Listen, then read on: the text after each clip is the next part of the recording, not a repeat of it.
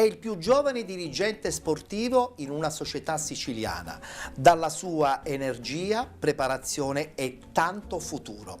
Oggi nel nostro face to face 7 domande per 7 risposte abbiamo Lorenzo Giovannone. Ciao Lorenzo, ben trovato. Ciao Ettore. Che emozione provi del fatto che insomma da giovane ti stai catapultando in una realtà calcistica regionale importante come è appunto il campionato di Serie D? Tante emozioni intense, direi sia positive che a volte negative, perché poi si sa che il calcio non è tutto solo gioie, rose e fiori, però dato che il calcio è la mia passione sono davvero contento di questa opportunità. Ma cos'è che ti spaventa in modo particolare nell'occupare questo ruolo di grande responsabilità? Guarda, è proprio la responsabilità, perché nonostante io sia giovane mi ritrovo comunque a rappresentare una squadra di una città importante e quindi devo avere diciamo il decoro di un dirigente all'altezza della squadra e della città. Un'altra domanda un po' particolare è questa: come vedi il calcio tra 20 anni, quando tu non sarai più giovane?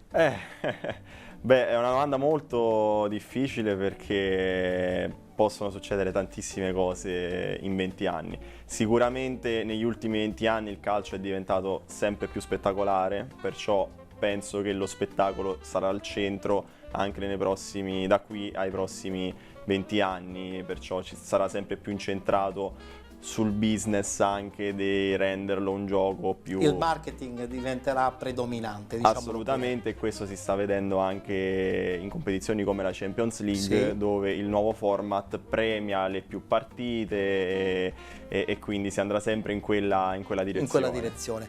Qual è la tua più grande aspirazione proprio nel mondo del lavoro? Perché tu fai un lavoro un po' particolare. Allora, diciamo che quando si è nel calcio, come lo sono io con mio padre, lo si è in due vesti, quella del dirigente sportivo e quella poi dell'imprenditore o del manager nel mio caso.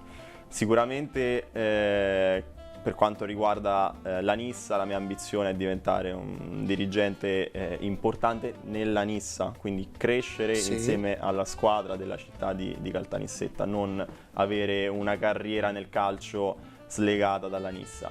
E a livello lavorativo lo stesso discorso. Come superi le difficoltà nel percorso lavorativo attualmente? Perché insomma le difficoltà arrivano sempre, no? Arrivano sempre, però si può fare un paragone tra il lavoro e il calcio. Sì. Una cosa che mi ha insegnato mio padre fin da bambino è che nella vita, come nel calcio, si vince e si perde, però non è una partita che fa la differenza, ma è un intero campionato. Perciò una difficoltà si può avere sicuramente sul lavoro, si può anche non superare in quel momento, l'importante è rialzarsi ad affrontare la prossima sfida. E ricominciare. Assolutamente. E ricominciare. Conosciamo meglio Lorenzo, giovanissimo, che come tanti altri ha tanti obiettivi, ma queste responsabilità ti hanno cambiato nel tuo percorso di crescita? Sicuramente perché io ho 24 anni, però in particolare nella città di Caltanissetta per tutti sono un po' quello che rappresenta il presidente della Nissa, perciò sono più conosciuto per essere in un certo senso il presidente della Nissa piuttosto che per essere Lorenzo. Quindi questa è un'esperienza che sicuramente mi sta formando. Senti, parliamo del rapporto con papà. Papà Luca ti ha detto: adesso tu vieni a lavorare per la Nissa. Cosa hai provato in quel momento? Beh, è stata un'emozione forte, perché è stato scoprire qualcosa che non conosci, Ma non te l'aspettavi? Tutto insieme. Non me l'aspettavo, allora in un certo senso me lo aspettavo, perché con mio padre abbiamo sempre condiviso le stesse passioni fin da quando io ero bambino, e il calcio è una delle passioni che abbiamo condiviso da sempre. Non a caso abbiamo avuto insieme l'esperienza da sponsor del Milan, e quindi è una passione che anche a livello aziendale, lavorativo abbiamo condiviso. Quando lui mi ha annunciato questa nuova avventura e ti ha investito di questo ruolo a Caltanissetta, in realtà ero sicuramente felice e curioso di iniziare questa nuova avventura, però da un'altra parte mi interrogavo anche di cosa mi dovesse aspettare. Sì, sì. Ed è andato tutto come previsto? Tutto come previsto no, perché appunto non sapevo cosa aspettarmi, però sicuramente sono contento di quello che è stato lo scorso anno, di quella che è questa stagione, e sono felicissimo di ricoprire questo ruolo. Voglio chiudere questa puntata del nostro Face to Face con una domanda un po' particolare. Tu sei giovane, tu da giovane qual è il suggerimento che vuoi dare a tutti i ragazzi che si apprestano a vivere il loro percorso lavorativo? Beh, sicuramente è quello di fare in modo che davvero si segua la propria passione come a livello lavorativo, perché se si riesce a lavorare in qualcosa che ti piace fin da bambino, allora lì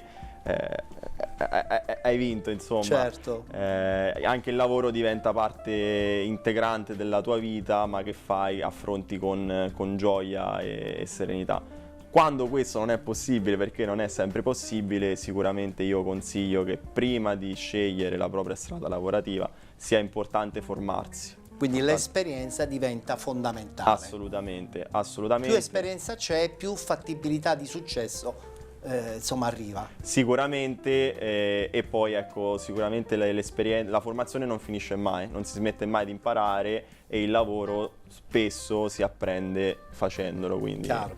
Grazie Lorenzo, ti abbiamo conosciuto al di là di quello che è il tuo ruolo sportivo e ci è piaciuto perché insomma hai dimostrato di essere una persona duttile, facile e soprattutto diretta, con le idee ben chiare. Grazie e buona fortuna di tutto. Grazie a te, Ettore. Chiudiamo qui la puntata di Face to Face, 7 domande per 7 risposte, e vi diamo appuntamento alla prossima.